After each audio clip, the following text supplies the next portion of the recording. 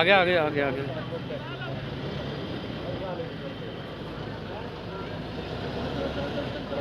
चलो चलो।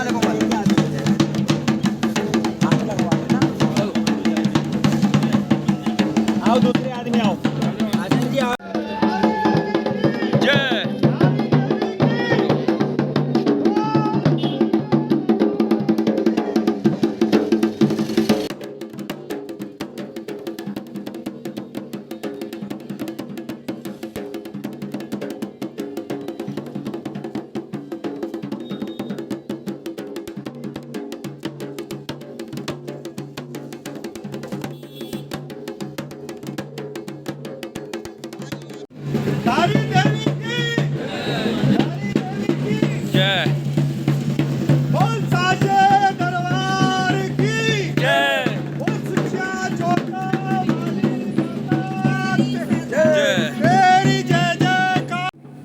नमस्कार, स्वागत है आपका दृष्टि न्यूज में। मैं आपके साथ संदीप पोईवाल। दोस्तों, जैसे कि आपको पता है, हम समय समय पे धार्मिक और पौराणिक और सांस्कृतिक खबरें दिखाते रहते हैं। आज भी हम खबरें दिखाने जा रहे हैं। सबसे पहले तो आप देखिए कितने लोगों के साथ ये डोली आ रही है। ये डोली है माँ धारी देवी की और नागराज जी की, जो कि धारी देवी मंदिर है। बहुत बड़ा प्रसिद्ध मंदिर है उत्तराखंड का।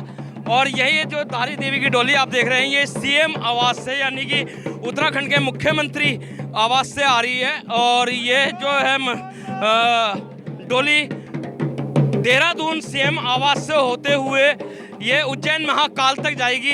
बहुत लंबा ये सफ़र है।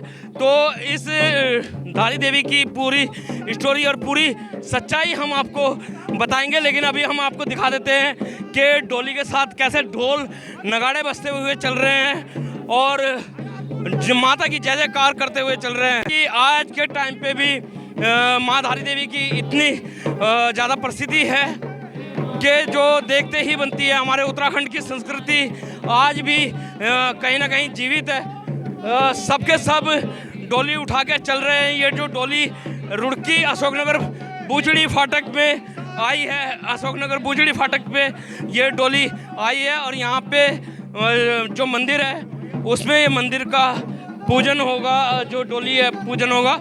और बहुत सारे लोग यहाँ पे हैं। तो आपको क्या पूरी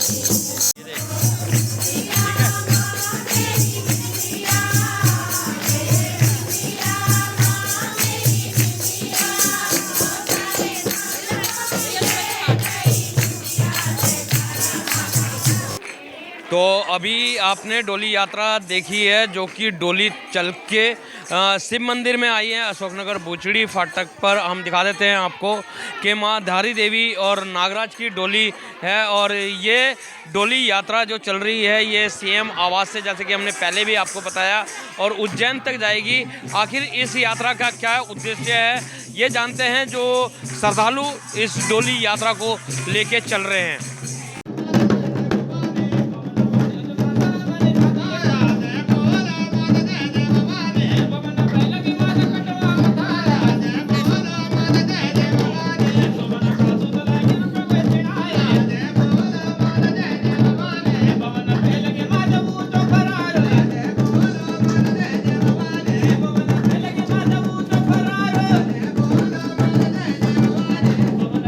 और ऐसे ही विश्वास से हम एक बार और आपको माँ धारी देवी की डोली दिखा रहे हैं, लेकिन यहाँ पे एक बहन हमारे साथ खड़ी हुई है, उनसे भी जानते हैं। जी, सबसे पहले हम आपका नाम जानना चाहेंगे बहन। रुचिता जखमोला।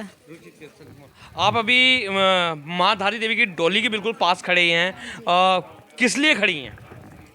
देखो क्या ये 2021 में आई थी तो इन्होंने मतलब वो दिया था मेरे को, फल दिया था कि मतलब आप लोगों की क्या फल दिया था? गोद भर जाएगी, तो हुआ है। तो मेरी बेटी अब 2.5 साल की है और तो मेरे को जो बोला गया था मतलब माँ धारी देवी ने वो वरदान दिया है और मैं आगे भी चाहती हूँ कि माँ दोबारा मेरा पुकार सुने।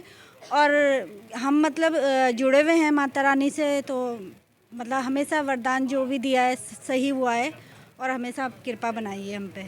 तो शायद बहन को बताना नहीं आ रहा है, लेकिन हम समझ चुके हैं और हम आपको बताते हैं। आपको भी, आपने भी सुनी है कि 2021 में जब डोली यहाँ पे आई थी तो बहन को, रुचि को माँ ने आशीर्वाद दिया था और कहा था कि तेरे घर में संतान नहीं है तो तू परेशान मत हो, तेरी गोद भरेगी और संतान होगी। आज खैर से इनका जो बच्चा है 2.5 साल का है, तो अगर जो आप चाहोगे तो मिलेगा ज़रूर।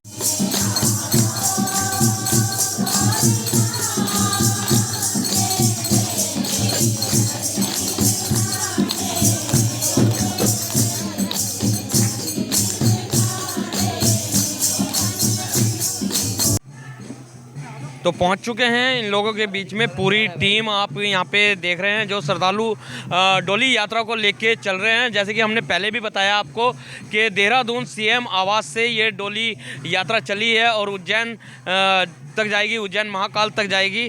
तो जो श्रद्धालु हैं यहाँ पे आप देख सकते हैं सारे युवा ही नज़र आ रहे हैं और हम बार बार अपने चैनल के माध्यम से बताते हैं कि युवा जो है देश की रीढ़ की हड्डी है और आज भी ऐसे युवाओं ने हमारे उत्तराखंड की संस्कृति को भली भांति बचा के रखा हुआ है, जो कि जहाँ एक तरफ युवा जो है नशे की गर्क में पड़ा हुआ है और युवा भक्ति भाव से दूर होता जा रहा है, लेकिन वहीं पे दूसरी ओर ऐसे युवा भी हैं जो कि इतनी लंबी यात्रा पे निकल चुके हैं डोली लेके। सबसे पहले हम नाम जानना चाहेंगे आपका। मैं आचार्य सुरेंद्र प्रसाद सुंदरियाल जी। आपके माध्यम से ये डोली यात्रा चल रही है, सीएम आवास से ही चल रही है? जी जी जी 12 जनवरी से यात्रा प्रारंभ हुई है। सूबे के मुख्यमंत्री श्री पुष्कर सिंह धामी जी ने इस यात्रा का शुभारंभ किया है और ये यात्रा जो है 14 तारीख को हरिद्वार पहुंची थी। कल प्रातः मकर संक्रांति की पावन पर्व पर हरिद्वार में स्नान हुआ। उसके बाद रात्रि विराम के बाद आज यहाँ 2 स्थानों को बीच के पूरे करते हुए यहाँ आज रुड़की रात्रि विराम यहाँ अशोकनगर रुड़की में हो रहा है। इसके बाद कल सहारनपुर से फिर पंजाब के लिए, मतलब ये लगाइए उत्तराखंड, उत्तर प्रदेश, दिल्ली, हरियाणा, मध्य प्रदेश और पंजाब 6 राज्यों में इस यात्रा ने जाना है। उत्तराखंड की संस्कृति का प्रचार प्रसार के लिए हम इस यात्रा को प्रतिवर्ष करते हैं। हमारी इष्ट देवी है भगवती, हमारा नागराजा जो है, तो अब दूसरी देवी ये हमारा इष्ट देवता है और हमारी ये पौराणिक पद्धति है, हमारी ये पुरखों की धरोहर है कि अपने देवी देवताओं को पूजा पाठ यज्ञ अनुष्ठान के माध्यम से उन्हें पूजा जाता है। ये हम इस भगवती के आशीर्वाद से, अपने देवता इष्ट देवता के आशीर्वाद से प्रत्येक वर्ष इस यात्रा को करते हैं और हर एक वर्ष जैसे हमको देवता बताते हैं इस स्थान पे जाना है उस स्थान पे जाते हैं। जैसे 2019 में पंचप्रयाग ले गए, 2020 में प्रयागराज इलाहाबाद ले गए, 2021 में कुंभ में स्नान करवाया, 2022 में देवप्रयाग में गंगा दशहरे के पर्व पर ले गए, 2023 में मध्य प्रदेश में नर्मदा जी बहती है वहाँ ले गए। इस बार 2024 में उज्जैन महाकाल में माँ शिप्रा जी का प्रादुर्भाव हो रहा है, वहाँ हम जो है आपका 13 फरवरी को पहुँचेंगे और 14 फरवरी को बसंत पंचमी के पावन पर स्नान होगा और फिर देवडोली जो है वहाँ से रवानगी देहरादून के लिए करेगी। 17 फरवरी को देहरादून में पहुँचेगी, 18 फरवरी को इसका विधिवत विराम होगा। वहीं भगवती का थान है, वहीं इसका पूजा अनुष्ठान हम अपने जो भी हमारे पास है यथावत सामग्री, यथावत समय, यथावत कार्य, यथावत भक्ति, यथावत ज्ञान जो भी है उस भगवती निधि का, उससे हम इसे पूर्ण करते हैं। लगभग कितना समय लगता है देहरादून से वापस देहरादून तक आने में? देहरादून से और वापस ये क्या होता है कि प्रत्येक वर्ष की अलग अलग यात्राएं होती है। मकर संक्रांति जैसे इस बार 15 जनवरी की है, बसंत पंचमी 15 फरवरी की है। आपको वो बीच का समय पूरा उत्तराखंड की संस्कृति संरक्षण संवर्धन के लिए पूरा करना है। कहाँ जाना है, कैसे जाना है, हमारे अपने यथावत अपने अपने भक्त हैं हर जगह जो उस दरबार में आके लाभान्वित होते हैं। जैसे अभी आपने बताया है कि प्रयागराज जी गई है और भी तीर्थ स्थानों में, इस बार उज्जैन महाकाल में जा रही है, तो ये अलग अलग जो जगह बदलते हैं वो देवी का ही कुछ आशीर्वाद होता है या अब ये देवता ही बताता है। जैसे 17 तारीख रात्रि को देवी की डोली वहाँ पहुँचेगी, जब रात्रि को मंडाण लगेगा, जब ढोल दमो नगाड़े रणसिंगे भंकोरे डोंड थाली में हमारे जगरी जो इस विधा के पारंगत होते हैं वो इस कार्य को करेंगे, तब देवी देवताओं का आह्वान होता है। देवी देवता बताते हैं अगली बार हमें इस स्थान पर पहुंचना है। ये हमारी पूर्वजों से चली आ रही धन संपदा है, बीच में किसी कारणवश ये इसको नहीं हो पा रहा। अब आपने एक बात बोली है कि युवा, हमने ये संकल्प लिया उत्तराखंड की धर्म संस्कृति का प्रचार प्रसार करना, इसे हम पूरा कर रहे हैं। जी एक छोटा सा सवाल और है कि माँ गंगा अगर जो कहा जाए तो हमारे उत्तराखंड में भी बहती है, कावेरी है, तो सवाल जो है हमारा ये है कि जो ये यात्रा चल रही है इसका उद्देश्य क्या है? उत्तराखंड की देव संस्कृति, हमारा जो उत्तराखंड है ये पूरे भारत का मुकुट है। जिस प्रकार से हमारा ये शरीर है, हमारा ये सर जो है, हमारा सब कुछ, हमारा ये माइंड है। Mind of destination is a very good thinking. आपकी जो प्रकृति और प्रविष्टि को जो बनाएगा, इसकी थिंकिंग को जो अच्छा करेगा, ये दिमाग करेगा। अर्थात जैसे आपका चैनल है दृष्टि, जैसी होगी दृष्टि वैसी होगी सृष्टि। आपकी दृष्टि क्या बता रही है, आपका नज़रिया क्या बता रहा है, ये दूसरे को देखकर वो आपको बता देगा कि इसका नज़रिया मेरे लिए क्या है। नाना प्रकार की बातें करता है व्यक्ति, उससे कोई मतलब नहीं है। हमारा उद्देश्य है उत्तराखंड की संस्कृति का संरक्षण संवर्धन करना, युवाओं को जोड़ना। हजारों युवा, हजारी संस्थाएं इसमें जुड़ी हैं और अच्छा कार्य कर रही है। पूरे देश प्रदेश में हजारों श्रद्धालुओं ने हरिद्वार में इस यज्ञ में भाग लिया, हजारों श्रद्धालुओं ने हर की पैड़ी में गंगा स्नान किया है और आगे भी उज्जैन में भी हजारों श्रद्धालुओं को पहुंचने का पूर्ण वहां पर हमने इंतजाम किया है। आप लोगों की टीम में पूरी भक्ति भाव मुझे दिखाई दी है। क्या संदेश देना चाहेंगे उन युवाओं को कि जो अपनी संस्कृति से और भक्ति भाव से पीछे भागते हैं और कहीं ना कहीं नशे की गिरफ्त में फंस जाते हैं? जो युवा है आज का, वो युवा आज के समय पे इस भारत की पहचान है और मैं इस पे ये बोलना चाहूँगा उनके समस्त जनमानस के युवाओं के जो पेरेंट्स लोग हैं, जो उसके अभिभावक हैं, जो उनके अभिभावक हैं, उनसे ये बोलना चाहूँ अपने युवाओं को विशेष संस्कृति और संस्कार से जोड़ के रखें। उन्हें बताएं कि हम कहाँ के हैं, हमारा मूल क्या है, हमारा उत्तराखंड क्या है, हमारी विधि, हमारा विधान, हमारा रीति, हमारा रिवाज, हमारा इष्ट, हमारा कुल, हमारा देवी, हमारा देवता, हमारा दिशा, हमारा ध्यान, हमारा चाचा नाना, अब तो अंकल और आंटी है। व्हाट इज मीन इस अंकल, व्हाट इज मीन इस आंटी, एक ही होता है। चाचा को अंकल बोलते हैं, चाची को आंटी बोलते हैं, मौसा को अंकल बोलते हैं, मौसी को आंटी बोलते हैं, बुआ मामा को अंकल बोलते हैं, फूफू को आंटी बोलते हैं। हमारे यहाँ ये नहीं होता है साहब, हमारी संस्कृति में ये नहीं चला है कि अंकल और आंटी। हमारे यहाँ नमो नारायण हाथ जोड़कर उनके पैरों के स्तर पैर छूकर उनका आशीर्वाद लेने का है। चाहे वो चाची हो, बुआ हो, मामी हो, बूढ़ी हो, काकी हो, दादी हो, अम्मा हो, पिताजी हो, बड़े बाबा हो, छोटे बाबा हो, जो भी हो, हमारी संस्कृति यही है। मैं युवाओं से यही बोलूँगा, अंकल आंटी छोड़कर, हेलो हाय छोड़कर, जय हो विजय हो, जय श्री राम बोलिए, सबको नमस्कार कीजिए। जब आप दूसरे को सम्मान दोगे तो आपको भी सम्मान मिलेगा। बहुत अच्छी बात बताइए। रिश्तों की परिभाषा असली ये है कि अंकल आंटी ना बोलकर रिश्तों को महत्व दीजिए और कहीं ना कहीं जो रिश्ते हैं वो है पैर छू के आशीर्वाद लें।